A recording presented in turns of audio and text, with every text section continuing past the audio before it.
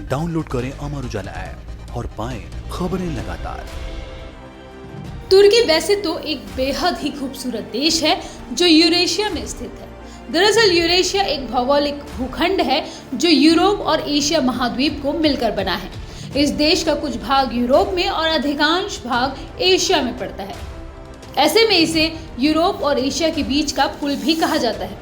क्या आप जानते हैं कि तुर्की को यूरोप का रोगी यानी यूरोप का मरीज भी कहा जाता है? जी हाँ, इसके पीछे एक बड़ा ही रोचक इतिहास है। आज हम आपको बताएंगे कि आखिर तुर्की को ऐसा अजीबोगरीब नाम क्यों मिला। तुर्की का इतिहास काफी पुराना है। ईसा से पूर्व यूनानियों का बसाव और फिर स्थानांतरण और ईसा के बाद सन 800 से 14 तक तुर्की जाति का प्रादुर्भाव तुर्की के इतिहास की प्रमुख लिखित घटना है।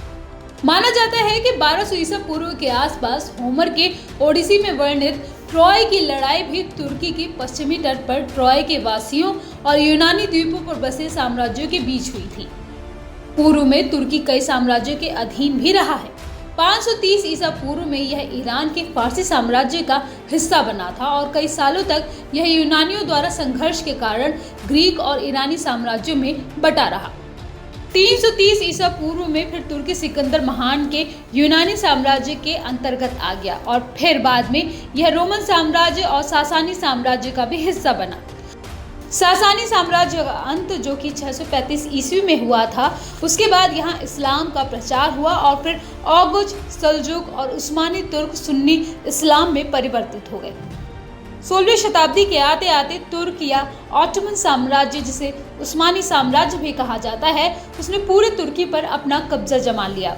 18वीं शताब्दी तक तो यह साम्राज्य अति विशाल था और शक्तिशाली बना रहा, लेकिन बाद में तुर्की सुल्तानों की विलासी प्रवृत्ति और लोगों पर अत्याचार ही इस विशाल साम्राज्य के पतन का कारण भी बन गई।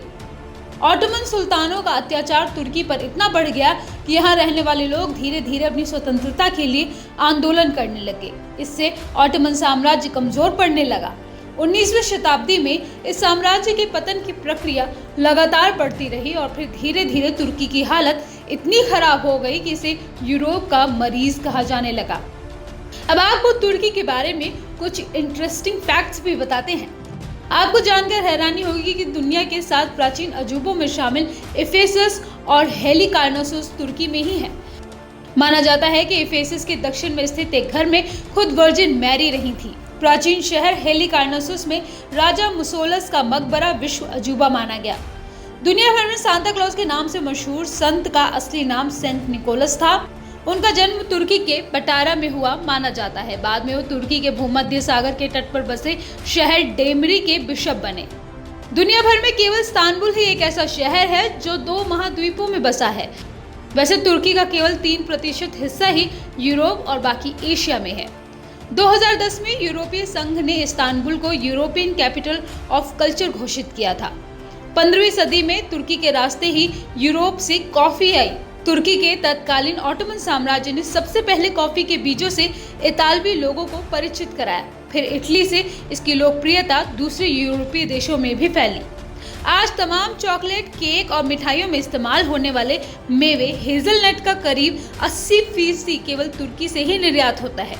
मेवों से बनने वाली बकलावा जैसी कई तुर्क मिठाइयाँ आज विश्व भर में पसंद की जाती हैं।